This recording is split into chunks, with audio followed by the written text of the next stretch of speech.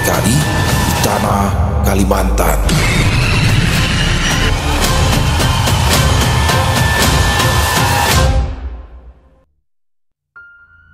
Putra sejak kecil dikenal sebagai pemuda yang rajin beribadah. Ia selalu menjaga sholat 5 waktu dengan penuh ketekunan. Bukan hanya itu, tubuhnya yang tegap, wajah yang bersih, ditambah tutur kata yang sopan membuatnya disenangi banyak orang. Banyak perempuan yang mendekatinya, berharap bisa menjadi pendamping hidupnya, akan tetapi bagi Putra semua belum menjadi prioritas. Meski sering mendapat perhatian dari lawan jenis, Putra lebih memilih menempatkan semua perempuannya sebagai teman biasa. Dia tidak pernah benar-benar jatuh hati secara serius. Dalam hatinya, ia selalu berkata, "Belum saatnya. Aku masih ingin membantu memperbaiki ekonomi keluargaku dulu." Putra justru memutuskan untuk merantau ke luar negeri. Keputusan ini diambil setelah lulus sekolah SMA dengan harapan bisa memperluas pengalaman dan memperbaiki kehidupan orang tuanya yang memang berasal dari kalangan ekonomi menengah ke bawah. Di negeri orang, ia bekerja keras karena kehidupan di sana tidak selalu mudah. Meski begitu, Putra berhasil bertahan dengan kesabaran. Suatu malam, Putra duduk termenung. Setelah sholat, ia berkata dalam hati, 3 tahun begawi di sini, kayaknya sudah lawas banar. Mungkin sudah saatnya aku kembali pulang untuk memulai kehidupan baru di tanah kelahiranku. Beberapa hari kemudian, ia pun berbicara dengan sahabatnya, Robi, yang juga merantau di negara yang sama. "Rob, tadi malam aku berpikir," kata Putra sambil menyeruput kopi beraroma rempah. "Apa tadi yang dipikirkan?" tanya Robi.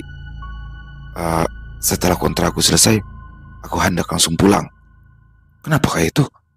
Bukannya karirmu di sini makin bagus?" tanya Robi sedikit terkejut. "Betul, tapi aku tidak ingin terus berada di perantauan. Aku ingin pulang, berkumpul dengan keluarga, dan mungkin menikah." Robi sebenarnya keberatan, tetapi dia mendukung pikiran sahabatnya itu.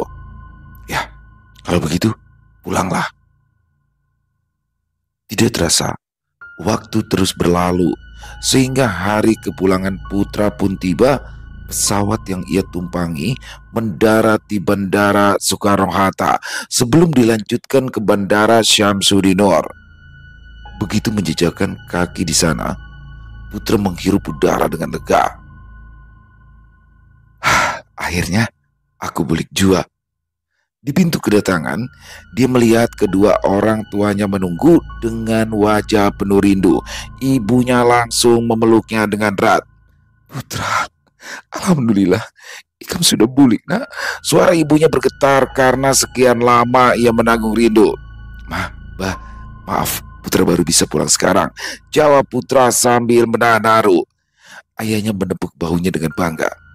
"Yang penting, kamu pulang dengan selamat. Itu sudah cukup."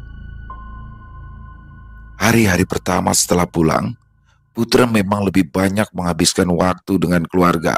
Ia menemui tetangga, kerabat, dan teman lama. Kehadirannya disambut hangat. Banyak yang terkesan dengan sikapnya yang jadi lebih matang.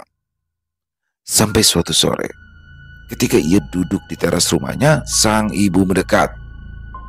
"Putra, apa yang kamu rencanakan setelah ini, nak? Apakah kamu akan kembali bekerja?" tanya Bu Ririn dengan lembut. Putra tersenyum kecil. "Itu juga yang sedang kupikirkan, Ma. Aku ingin mencari pekerjaan yang sesuai di sini. Aku tidak mau terlalu lama menganggur." Ibunya menatap penuh perhatian. "Kalau begitu, Ibu akan mendoakan agar jalanmu dimudahkan." Hari-hari berikutnya, Putra memang sibuk menghubungi rekan lama dan mencari peluang kerja.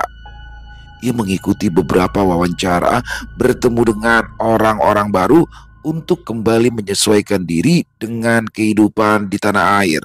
Ternyata bukan hanya pekerjaan yang difikirkan oleh kedua orang tuanya.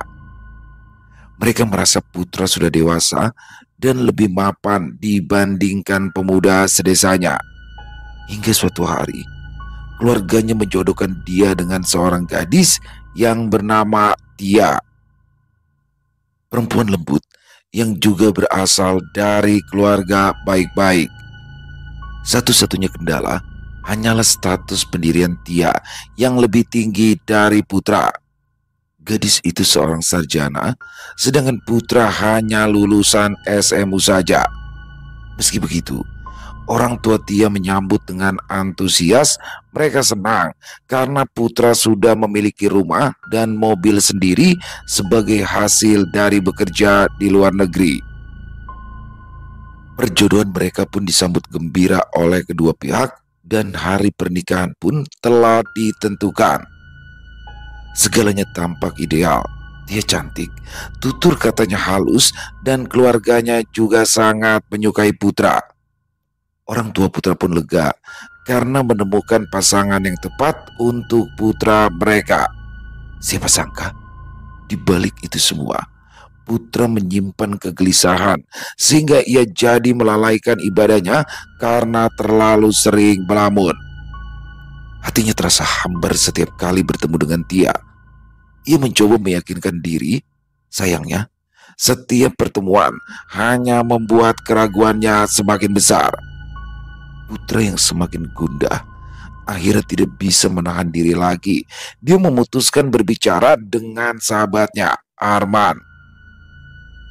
Man, aku tidak tahu harus bagaimana. Semakin dekat dengan Arya, hatiku justru terasa semakin berat. Ah, berat? Berat kayak apa maksud Ikam? Jangan-jangan Ikam kada hendak lawan Tia. Arman menatapnya serius. Putra terdiam lama. Ia menghela nafas. Aku sudah mencobanya. Aku berusaha untuk mencintai Tia, tapi setiap kali aku menatapnya, aku tidak menemukan getaran itu. Ya, kalau begitu jangan kau paksakan. Pernikahan itu bukan permainan, Put. Kalau dari awal sudah berat, kedepannya nanti akan semakin sulit. Kata-kata Arman semakin menambah kegelisahan putra. Sampai suatu hari, pertemuan yang tidak pernah ia bayangkan pun terjadi. Dia bertemu dengan seorang janda bernama Dini. Usianya 5 tahun lebih tua darinya. Perawakannya memang tidak secantik gadis-gadis lain, tapi pesonanya begitu kuat. Senyumnya menggoda, matanya memancarkan percaya diri, ditambah lagi caranya berbicara yang membuat putra terhipnotis. Pertemuan pertama mereka terjadi di sebuah acara keluarga Tia. Dini hadir sebagai salah satu sepupu jauh yang baru bisa datang di acara tersebut. Sebelumnya, Dini memang tinggal di luar pulau. Baru-baru ini saja ia merantau ke Kalimantan. Saat itu, Dini membawakan sepiring nasi yang sudah lengkap dengan lauk pauknya. Diserahkannya pada putra yang segera memakannya dengan patuh. Kamu ini tunangannya Tia ya? Aku sering dengar namamu dari ibunya Tia, kata Dini sambil tersenyum melihat putra yang makan begitu lahap. Ah, masa mbak? Semoga yang kamu dengar itu baik-baik saja, jawab putra sambil menatap mata Dini yang cemerlang. Tenang, lebih dari baik kok. Mereka bilang kamu itu rajin dan sopan. Tidak banyak loh pemuda begitu sekarang, balas Dini. Senyumannya membuat putra salah tingkah.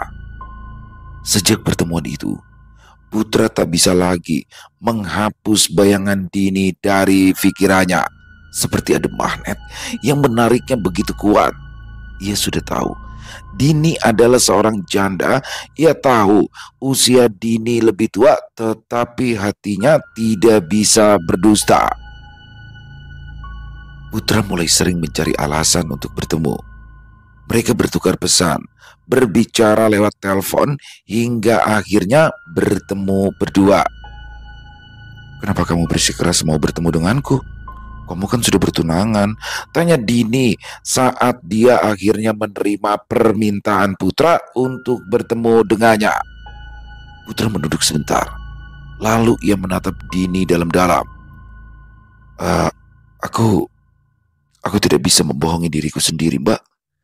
Setiap kali aku bersamamu, aku merasa hidup. Kamu membuatku lupa segalanya." Dini tersenyum. "Dasar laki-laki, kamu ini masih muda. Jangan sampai hanya karena godaan sesaat, kamu menghancurkan masa depanmu." "Tapi, aku sudah memikirkan ini, Mbak. Aku tidak bisa melanjutkan pernikahan dengan dia, karena hati ini lebih memilihmu." Perkataan Putra membuat Dini tidak bisa berkata-kata lagi. Dalam batinnya, ia pun bimbang karena Putra adalah tunangan sepupunya. Tetapi, pesona dan ketulusan Putra perlahan melembutkan hatinya. Pertemuan demi pertemuan berlanjut. Dalam hitungan minggu, hubungan mereka semakin intens. Putra yang semula tenang, kini seperti pemuda yang dimabuk asmara. Ia tergila-gila. Semua nasihat orang ia abaikan, baginya hanya Dini yang ada di kepala. Arman yang mengetahui kabar itu bergegas menemui Putra dan berkata, Putra, bungulkah sudah ikam ini? Kamu itu sudah bertunangan. Hari pernikahan sudah ditentukan. Terus sekarang kamu bicara ingin menikahi perempuan lain." "Aku tahu ini memang terdengar gila, Man. Tapi hatiku memilih dia. Aku tidak peduli dengan omongan orang, karena aku hanya ingin bersama dia." Arman menghela nafas panjang. "Kalau begitu, bersiaplah menghadapi keributan. Kamu pasti tahu kan, keluarga Tia tidak akan tinggal diam." Ucapan Arman membuat Putra tersadar.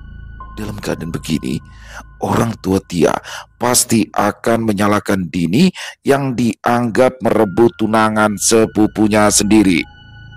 Dia pun bergegas pulang untuk menemui keluarganya. Dia harus segera bertindak sebelum keadaan berlarut-larut. "Bah, aku ingin membatalkan pernikahan dengan Tia," ucap Putra ketika melihat kedua orang tuanya sedang santai menonton televisi. Ibunya menatapnya kaget. "Kamu itu ngomong apa, Put? Hari pernikahan kalian tinggal menghitung hari. Kamu mau mempermalukan keluarga kita, ha?" "Tapi, Ma, aku tidak mencintai Tia. Jika terus memaksakan diri, itu hanya akan menyakiti kami berdua." Pak Ari menatap putranya tajam. "Lalu siapa? Siapa yang sudah membuatmu berubah pikiran?" "Mbak Dini," jawab Putra mantap. "Pian pasti sudah mengenalnya. Dia masih kerabat jauh Tia." Keduanya terdiam, lalu saling pandang dengan wajah kecewa. Ibunya menutup wajahnya dengan kedua tangan, sementara ayahnya berdiri berjalan mondar-mandir menahan amarah. "Dia itu janda. Usianya lebih tua darimu. Sebenarnya apa yang kamu pikirkan?" Suara ayahnya meninggi. Aku sudah memikirkannya, Bah. Aku ingin menikahi Mbak Dini." Ketegangan itu membuat rumah keluarga Putra penuh pertengkaran selama beberapa hari. Tetapi Putra memang keras kepala dan memilih bertemu dengan Dini lagi, kali ini untuk pembicaraan yang lebih serius. "Mbak, aku serius ingin menikah denganmu. Tidak perlu menunggu lama lagi. Aku tidak peduli apa kata orang." Dini memandangnya dengan tatapan bimbang. "Putra, kamu baru mengenalku sebulan. Kamu yakin ini bukan sekedar nafsu sesaat?" "Aku yakin, Mbak. Sangat yakin. Aku ingin kamu mendampingi seumur hidupku." Akhirnya Dini pun luluh. Mereka sepakat untuk mempersiapkan pernikahan sederhana dalam waktu yang singkat. Kabar ini pun segera menyebar, membuat heboh keluarga besar dan para tetangga. Banyak yang mencibir, ada yang menggelengkan kepala, ada pula yang membicarakan diam-diam. Sementara itu, kabar ini akhirnya sampai juga ke telinga Tia. Sempat terjadi keributan di antara kedua keluarga karena ulah Putra yang tidak menghargai Tia. Malam sebelum hari pernikahannya, Putra memberanikan diri menghubungi Tia. Suaranya berat, penuh dengan keraguan. "Tia, maafkan aku. Aku tahu aku telah membuatmu kecewa. Aku tidak bisa melanjutkan pernikahan kita. Hening sejenak di seberang telepon, lalu terdengar suara Tia bergetar. Kenapa harus begini caranya? Aku juga tidak tahu, Tia. Semua ini terasa gila. Tapi aku tidak bisa jauh lagi dari Mbak Dini. Tia tersenyum pahit. Dia bisa membayangkan wajah putra saat ini pasti babak belur karena dihajar ayahnya sendiri yang tidak terima pada keputusan anak sulungnya. Kamu menelponku karena dipaksa orang tuamu, kan? Sudahlah, Put. Jangan minta maaf karena terpaksa. Aku tidak terpaksa. Serius, Tia. Aku sungguh-sungguh ingin meminta maaf dan meminta restumu untuk pernikahanku besok dengan Mbak Dini. Tia memaki putra yang masih sampai hati memintanya datang di hari pernikahan mantan tunangannya itu. Namun, putra masih saja memohon pada Tia agar bersedia untuk datang. Ini juga permintaan dari Mbak Dini. Dia merasa sangat bersalah padamu, Tia.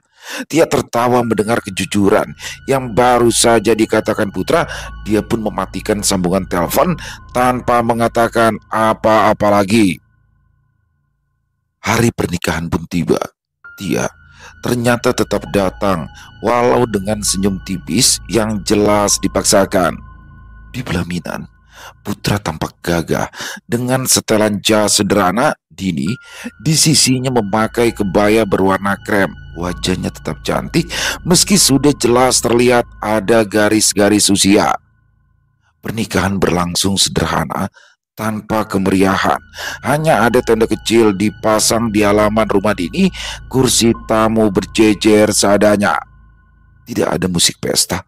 Tidak ada dekorasi berlebih yang menunjukkan rasa bahagia keluarga putra maupun Dini atas pernikahan tersebut. Namun, sesungguhnya Dinilah yang meminta pernikahan diadakan secara sederhana. Untuk apa mengamburkan uang? Ucap Dini beberapa hari sebelum acara. Lebih baik uangnya aku simpan untuk keperluan setelah menikah nanti. Aku sudah pernah merasakan pesta besar dulu, tapi ujungnya bercerai juga. Sekarang tak perlu lagi acara mewah segala macam. Putra hanya mengangguk batu. Kalau memang itu maumu, aku ikut. Tamu-tamu yang hadir bergumam lirih. Sebagian merasa heran melihat pesta sekecil itu untuk ukuran seorang pemuda mapan seperti putra. Akan tetapi putra tidak peduli. Di hadapannya berdiri perempuan yang ia cintai, dan itu sudah cukup baginya. Keesokan paginya, Dini mulai menunjukkan sikap yang berbeda. Mas, aku minta rumahmu itu segera balik nama pakai namaku ya, kata Dini sambil menyeruput kopi. Dia mulai membiasakan diri untuk memanggil suaminya dengan sebutan Mas. Putra terdiam sejenak. Rumah itu dibelinya dengan jeripaya selama bertahun-tahun bekerja. Apa tidak bisa tetap atas namaku? Lagi pula kan hanya kita yang tinggal di sana. Dini menatap suaminya tajam. Oh, jadi kamu tidak percaya padaku? Kalau begitu, untuk apa kamu menikahiku? Rumah itu akan jadi jaminan kalau kamu tidak akan jatuh cinta pada perempuan lain, lalu meninggalkanku sendirian. Kalau kamu memang benar-benar mencintaiku, lakukan saja. Putra tersentak. Kata-kata Dini menampar hatinya, mengingatkan Putra bahwa istrinya diam-diam masih merasa ragu. Baiklah, aku akan segera mengurus balik nama. Beberapa hari kemudian, mobil kesayangannya pun mengalami hal serupa. Dini meminta agar mobil itu juga atas namanya. Untuk apa lagi? Tanya Putra heran. Ya kalau kamu memang sayang padaku, ikuti saja semua permintaanku. Putra kembali mengangguk. Meski hatinya sedikit gundah, akan tetapi rasa cintanya memang jauh lebih besar daripada logikanya. Hari-hari berikutnya, Putra semakin larut dalam cinta butanya. Berbeda dengan awal pertemuan mereka, Dini kini sering bersikap kasar. Ia tidak segan-segan meninggikan suara ketika ada yang tidak sesuai dengan keinginannya. Mas, kenapa uang belanja cuma segini? Mana cukup untuk sebulan? Bentak Dini suatu sore. Putra mencoba menjelaskan. Kamu tahu sendiri kan, gajiku hanya segini. Dini melempar uang itu ke meja. Aku tidak mau tahu ya. Aku butuh lebih banyak lagi. Kalau perlu, kamu pinjam ke orang tua atau teman kamu. Putra pun terpaksa meminjam uang dari teman kerjanya hanya demi membuat Dini tenang. Teman-temannya pun mulai heran melihat perubahan dari Putra. Kamu sudah bukan Putra yang dulu, kata Arman. Biasanya itu kamu bijak, penuh pertimbangan. Sekarang kamu seperti boneka yang dikendalikan oleh Dini. Putra hanya tertawa hambar. Ikam belum menikah, makanya kada tahu kayak paman. Tapi setiap harinya, Dini jadi makin berani. Ia sering keluar bersama teman-temannya tanpa pamit, pulang larut malam. Jika Putra menegur, ia balas membentak. Gak usah repot mengaturku. Aku sudah dewasa, lebih dari kamu, dan tahu apa yang kulakukan. Putra terdiam memendam rasa sakit karena diperlakukan seenaknya oleh Dini. Dia sudah mencoba bersikap tegas, tapi bayangan kehilangan Dini membuatnya gentar. Ia lebih memilih menelan sakit hati daripada harus berpisah. Putra semakin kehilangan jati diri. Ia seperti orang linglung yang selalu menempel pada Dini. Bahkan ketika Dini duduk santai menonton televisi, Putra dengan sabar menyiapkan camilan dan minuman untuknya. Mas, pijat kakiku dong. Capek sekali deh aku hari ini, perintah Dini. Tanpa ragu, Putra berlutut dan memijat kakinya. Sedikit lebih keras dong. Begitu, bagus. Dini bersandar santai menikmati pelayanan suaminya. Hati kecil Putra memperingatkan ada yang salah, tetapi dia kembali berpikir bahwa semua pengorbanannya suatu saat nanti akan dibalas dengan kasih sayang Dini. Sayangnya, waktu terus berjalan dan yang terjadi justru sebaliknya. Dini semakin merasa berkuasa. Ia mulai sering meninggalkan Putra sendirian, sementara dirinya sibuk dengan kegiatan pribadinya. Putra sampai memberanikan diri untuk bertanya, Dini, apakah kamu benar-benar mencintaiku? Atau kamu hanya ingin hartaku? Dini menoleh dengan tatapan dingin. Loh, kalau aku tidak cinta, untuk apa aku menikah denganmu, Mas? Kamu itu terlalu banyak berpikir.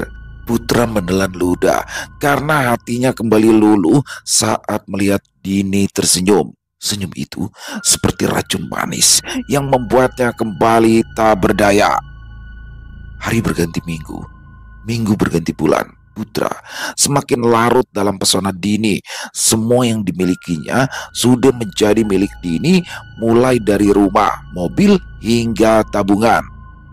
Orang-orang di sekelilingnya semakin heran. Ibu dan ayahnya juga berulang kali menasihati Putra, tetapi tak ada hasilnya. Putra, sadar, kamu itu sedang dipermainkan istrimu sendiri, kata Pak Ari dengan nada yang kesal. Aku tidak peduli apa kata orang, Mbah. Yang penting aku bahagia bersamanya, saut Putra dengan tatapan yang kosong. Bahagia yang dia maksud sebenarnya hanyalah kebahagiaan semu. Sebenarnya dia ingin bercerita kalau tadi malam ia duduk sendirian di ruang tamu sampai larut malam karena Dini yang belum pulang entah pergi kemana. Teleponnya tidak diangkat. Putra terus menatap kosong ke arah pintu, berharap istrinya segera muncul. Ketika jam menunjukkan pukul 1 malam, pintu terbuka. Dini masuk dengan wajah yang letih. Dari mana saja kamu? Tanya Putra jengkel. Bukan urusanmu, jawab Dini singkat. Ia lalu masuk ke kamar tanpa menoleh lagi. Dan kejadian tadi malam membuatnya jadi tambah lelah. Hari ini ia sengaja berkunjung ke rumah orang tuanya untuk menenangkan diri, tapi yang didapatinya justru teguran. Putra pun pamit pulang tanpa menyadari wajah sedih ibu dan ayahnya. Ketika sampai di rumah, dia terkejut melihat ponsel Dini tertinggal di meja makan karena istrinya sedang mandi. Putra bergegas mengambilnya. Dia hampir bersorak karena mendapati ponsel itu tidak dikunci. Akan tetapi, Perasaan senang itu tidak bertahan lama. Dia menatap layar ponsel Dini dengan wajah lelah, pikirannya jadi semrawut. Pesan-pesan yang masuk ke aplikasi perpesanan milik Dini jelas bukan dari dirinya.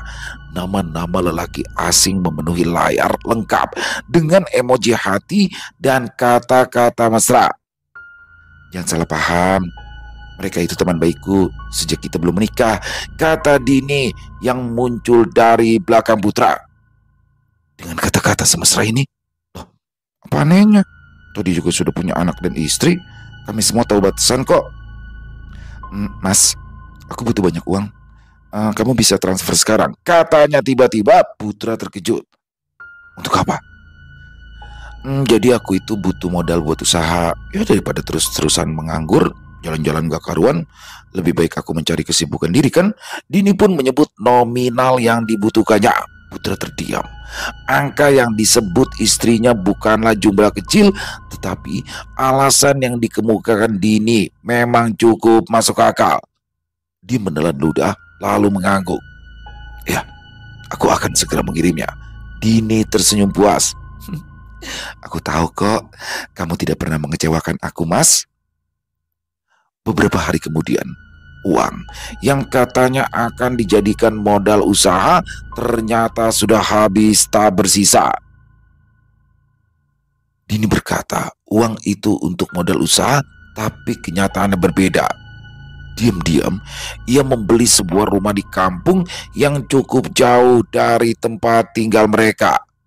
Rumah tersebut ia tempati bersama lelaki lain, pacar gelap yang selama ini menjadi lawan chattingnya. Putra tidak tahu kebenaran itu. Ia mengira Dini semakin sering keluar karena ingin mengurus usahanya sendiri. Lagi-lagi Arman datang untuk memberitahukan kebenaran pada Putra. Aku dengar-dengar istrimu baru beli rumah baru ya? Tanya Arman sambil menyeruput kopi. Putra mengernyit. Rumah? Mana mungkin? Arman menatapnya lekat-lekat. Aku serius, Put. Temanku sendiri yang menjual rumah itu. Nama pembelinya Dini, yang waktu itu datang bersama laki-laki. Aku pikir laki-laki itu kamu. Tapi kalau melihat reaksimu sekarang, sepertinya aku salah duga. Wajah Putra pucat, tangannya bergetar saat memegang cangkir kopi. Kamu serius, Man? Buat apa aku bercanda untuk masalah seperti ini? Sepulangnya Arman, Putra duduk lama di teras rumah. Angin malam berembus, membawa suara-suara jangkrik. Ketika Dini pulang dengan wajah yang cerah, Putra segera bicara. Dini, aku dengar kamu beli rumah. Apa itu benar? Dini tertegun sejenak, lalu ia tertawa kecil. Siapa yang bilang sih? Percaya aja kamu sama gosip, Mas. Dini, jangan bohong. Aku butuh kejujuranmu. Putra mengurut kepalanya yang terasa pusing. Dini mendengus, meletakkan tasnya di sofa. Ya sudah. Aku beli rumah lagi. Terus kenapa? Uang itu kan hasil kerja kamu. Memang salah kalau aku pakai. Putra menatapnya tajam. Kamu beli rumah itu untuk siapa? Dini tersenyum sinis. Ya untuk aku dong. Aku itu butuh investasi untuk jaminan hari tuaku nanti. Putra masih ingin berbicara, tapi Dini sudah masuk kamar lalu mengunci pintu. Malam itu, Putra terpaksa tidur seorang diri di sofa ruang tamu. Sampai akhirnya, kabar buruk pun datang. Pihak bank menyita rumah dan mobil karena cicilan hutang yang tidak dibayar. Putra terpuruk. Semua penghasilannya selama ini dia serahkan pada Dini untuk dikelola, tetapi ternyata semua berakhir begini. Diam-diam, Dini ternyata menggadaikan sertifikat rumah dan juga BPKB mobil yang memang sudah atas namanya kepada pihak bank, dan uangnya habis entah kemana. Sementara itu Dini, dia bukannya merasa bersalah. Dini justru pergi meninggalkan rumah. Ia memilih tinggal di rumah barunya bersama kekasih gelapnya. Semua harta Putra yang tersisa habis dibawa pergi. Malam itu, Putra hanya terduduk di lantai rumah kosong. Ia meraba dinding yang dingin, teringat kenangan saat ia dan Dini baru menikah. Air matanya jatuh. Bu Ririn yang mendengar kabar buruk tersebut segera datang ke rumahnya. "Nak, sudahlah. Perempuan itu tidak tahu diri. Dia tidak pantas untukmu. Ayo pulang ke rumah." Putra memberontak. "Tidak mau. Aku kada bisa. Aku masih mencintainya. Aku kada sanggup lagi. Aku tidak sanggup hidup kalau jauh lawan Dini." Butuh bantuan para tetangga untuk membawa Putra masuk ke dalam mobil yang menjemputnya pulang. Sejak saat itu pula, kondisi Putra semakin memburuk. Ia linglung sering berjalan tanpa arah sambil berbicara sendiri, menyebut nama Dini. Keluarganya khawatir dan akhirnya membawanya ke rumah sakit jiwa. Berbulan-bulan ia dirawat, diberikan obat penenang, tetapi kondisinya tak kunjung membaik. Malahan Putra semakin sering berteriak di malam hari. "Dini, jangan tinggalkan aku, Dini!" teriaknya, membuat perawat kewalahan menahannya. Pak Ari akhirnya berbisik pada istrinya, "Kita tidak bisa terus begini. Obat rumah sakit sepertinya tidak mempan. Mungkin ini ada hubungannya dengan hal-hal yang tak kasat mata. Apalagi selama ini kita lihat sendiri, Putra seperti terhipnotis dengan semua ucapan Dini." Akhirnya, keluarga sepakat membawa Putra ke seorang kiai terkenal di kampung yang sebenarnya tidak terlalu jauh dari tempat tinggal mereka. Malam itu, mereka datang ke pesantren yang dikelola oleh Kiai Rahmat. Putra digandeng oleh adiknya karena tubuhnya lemah. Kiai Rahmat menatap Putra begitu mereka bertemu. Dia menggelengkan kepala sambil menghela nafas panjang. "Kenapa baru dibawa sekarang? Efeknya sudah sangat dalam." Apa maksud pian, Kiai?" tanya Pak Ari takut-takut. "Apa kalian pernah mendengar tentang pelet nasi kangkang?" Pak Ari dan istrinya menggeleng. Mereka memang tidak tahu banyak tentang pelet dan segala macamnya. "Ini memang tidak berasal dari Badua kita." Kiai Rahmat pun terdiam beberapa saat untuk mencari kata-kata yang tepat. Lantas ia berkata, "Perempuan yang ingin memelet lelaki dengan cara ini biasanya memang kejam. Mereka rela melakukan segala cara untuk mendapatkan incaran mereka." Kiai Rahmat menjelaskan tentang ritual pelet nasi kangkang ini. Wanita itu sengaja mengangkangi nasi dan membiarkan cairan dari organ kewanitaannya mengenai nasi yang masih hangat. Tentunya dengan menggunakan mantra-mantra tertentu yang bertujuan mengikat hati targetnya. Bu Ririn sontak muntah setelah mendengar penjelasan dari Kiai Rahmat. Matanya berkaca-kaca karena tidak tega mendengar anaknya telah memakan barang menjijikan. "Jadi bagaimana Pak Kiai?" tanya Pak Ari lagi. "Hati targetnya akan terikat mati pada perempuan yang memberikan pelet ini. Bila dia ditinggalkan, pikirannya bisa hancur. Bahkan dia bisa gila. Apa masih bisa disembuhkan? Kita coba dulu," katanya tanpa berani menjanjikan apa-apa. Kiai Rahmat meminta Putra untuk duduk bersila. Ia mulai membacakan ayat-ayat suci sementara yang lain mengelilinginya. Saat ayat suci mulai dilantunkan, Putra jadi gelisah, tubuhnya bergetar, matanya merah, jauh berbeda dengan dirinya ketika pertama kali datang tadi. Wajahnya seperti orang linglung. "Aku mau Dini, jangan pisahkan aku dari Dini!" teriak Putra keras. Kiai Rahmat tetap tenang. Ia memegang bahu Putra, membaca surah Al-Fatihah lebih keras. Putra berteriak, tubuhnya terentak ke belakang. Adiknya berusaha menahan agar Putra tidak melarikan diri. Sementara keringat deras bercucuran dari wajahnya. Bau busuk samar-samar tercium, membuat semua orang merinding. Kiai Rahmat berhenti sejenak. "Tarik nafas pelan, lalu minum air ini," ujar Kiai Rahmat sambil menyodorkan segelas air putih. Air itu sudah dibacakan surah Yasin sejak subuh tadi karena firasatnya sudah mengatakan akan ada orang yang meminta bantuan padanya hari ini. Bukan hanya Yasin, tetapi ditambah doa-doa khusus untuk menetralisir gangguan gaib. Bu Ririn meraih gelas dengan tangan gemetar. Ia membantu anaknya minum walau hanya seteguk. Terdengar jeritan melolong karena seketika dada putra terasa sesak. Bukan rasa sejuk yang masuk ke dalam tubuhnya, melainkan panas yang mengalir ke seluruh sendi. Bismillah, teruskan, jangan berhenti. Minum sampai habis, perintah sang kiai dengan tegas. Putra dipaksa untuk menengguk lagi. Baru setengah gelas, tubuhnya sudah mengeluarkan keringat berwarna pekat yang keluar dari seluruh pori-porinya. Putra terus mengerang. Ia merasa seakan nyawanya sedang ditarik. Ujung rambutnya terasa seperti dicabut satu persatu dari kulit kepala. Tubuhnya dingin, tetapi hawa panas terasa menyelimuti ruangan. Aku mau mati, desis lemah sambil menggelepar di lantai. Kiai Rahmat menggelengkan kepala. Dia yakin putra tidak akan meninggal dengan cara begini. Kuatkan hatimu, nak. Kiai Rahmat mengusap kepala putra dengan tangan yang sudah dibasahi air doa.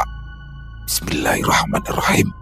Ya Allah, dengan izinmu, hancurkan segala ikatan sihir yang mengikat tubuh hambamu ini. Asap hitam keluar dari tubuh putra hingga ruangan terasa gelap meski lampu masih menyala. Suhu udara naik drastis, membuat dahi semua orang juga berkeringat. 1 jam kemudian, Kiai Rahmat memutuskan untuk berhenti dulu karena putra sudah terkulai lemah, nafasnya terengah. Tubuhnya basah oleh keringat. Dia menangis tanpa suara, menatap Kiai dengan mata yang merah.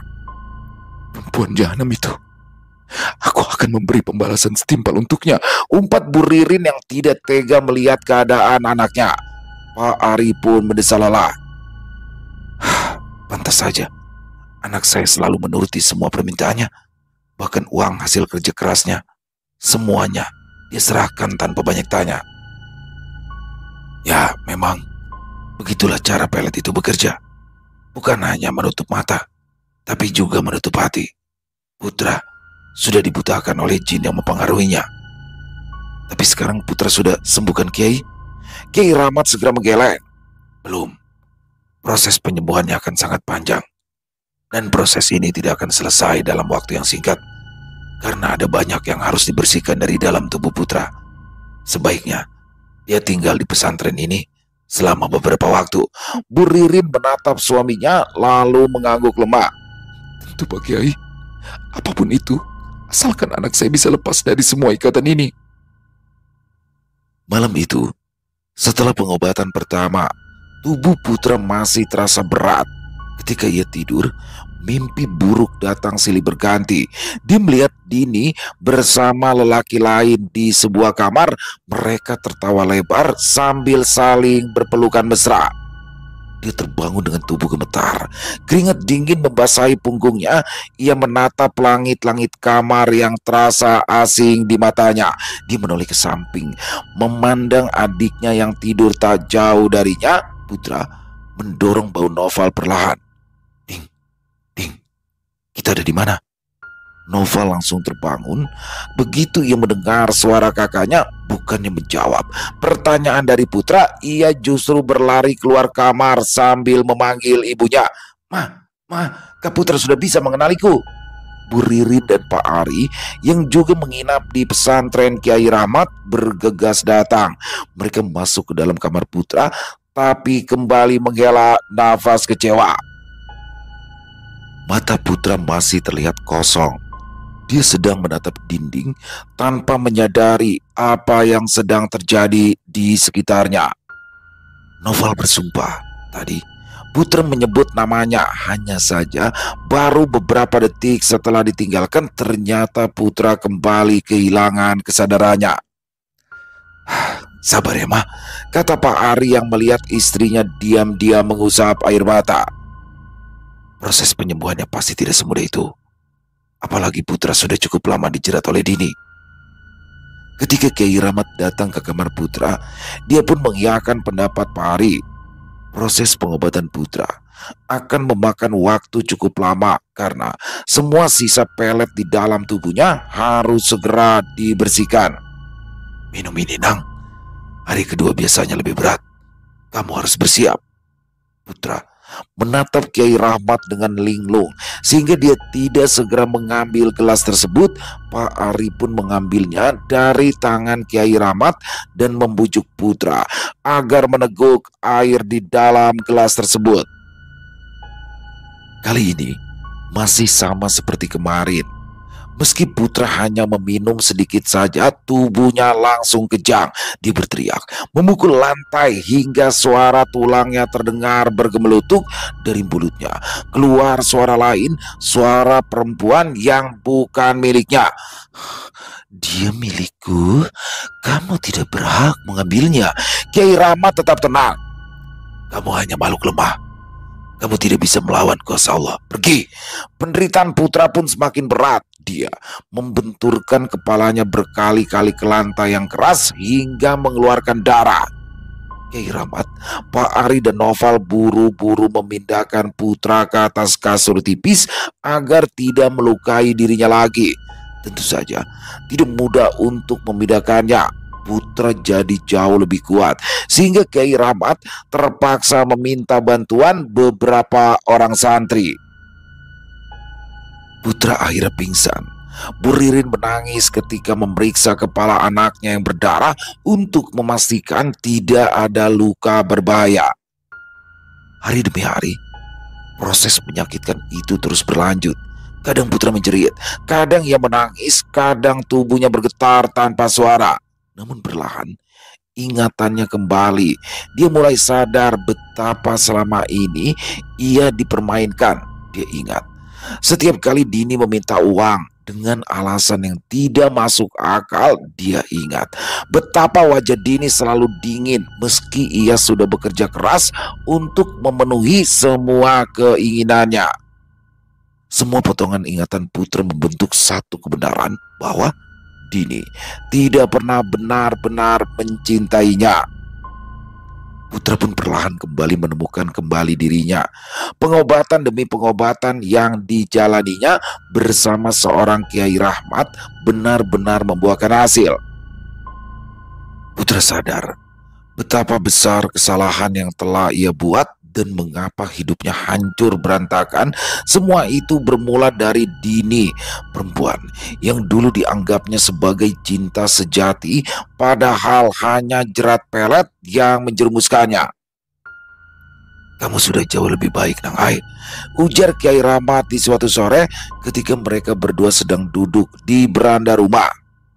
Tetapi ingatlah, luka batin yang dalam seringkali lebih sulit disembuhkan daripada luka tubuh. Kamu harus banyak-banyak mendekatkan diri pada Allah.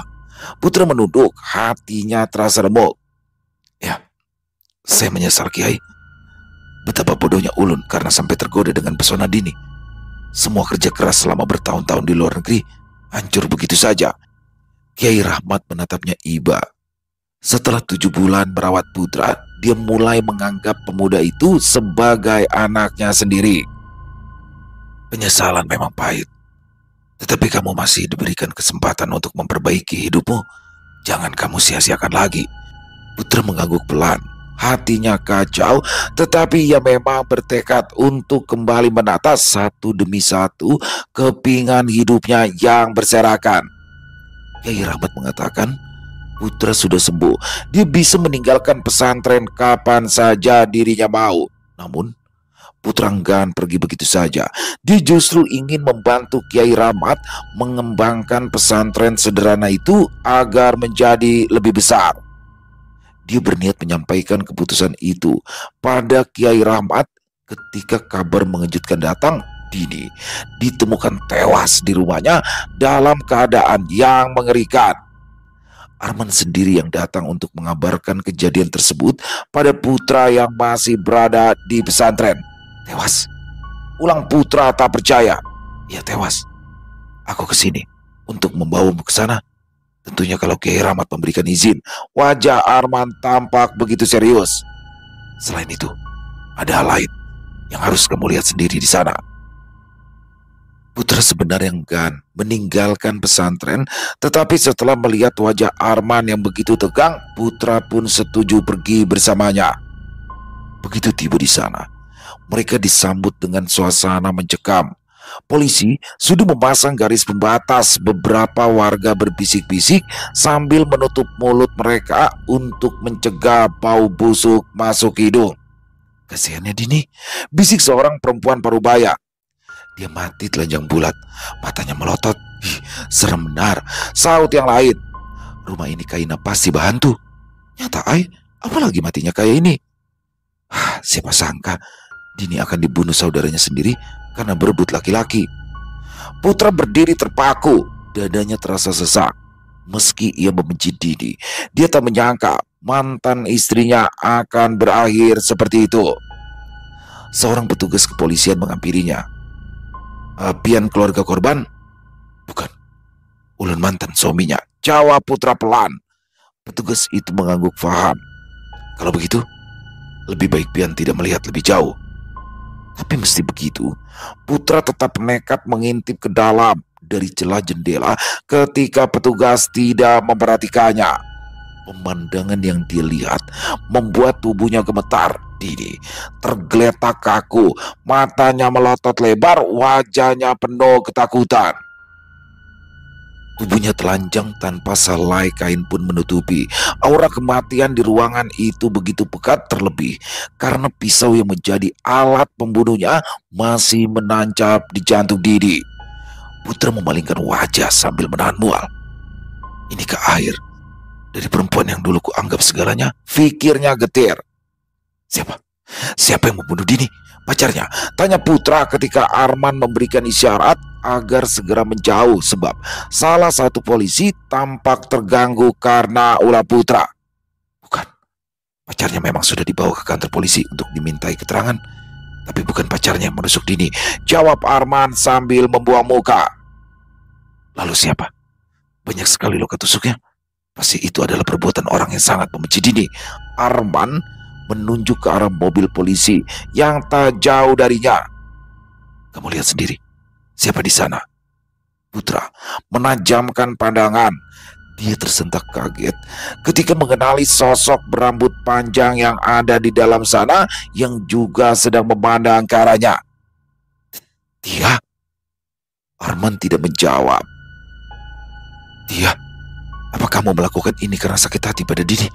Karena aku memutuskan pertunangan kita dan justru memilih Dini?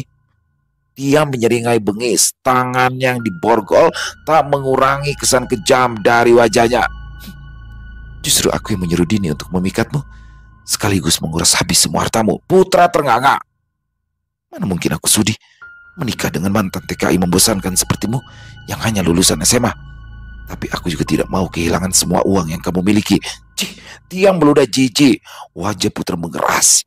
Dia tidak bodoh. Dengan mudah dia mengerti apa yang sebenarnya terjadi antara Tia dan Dini.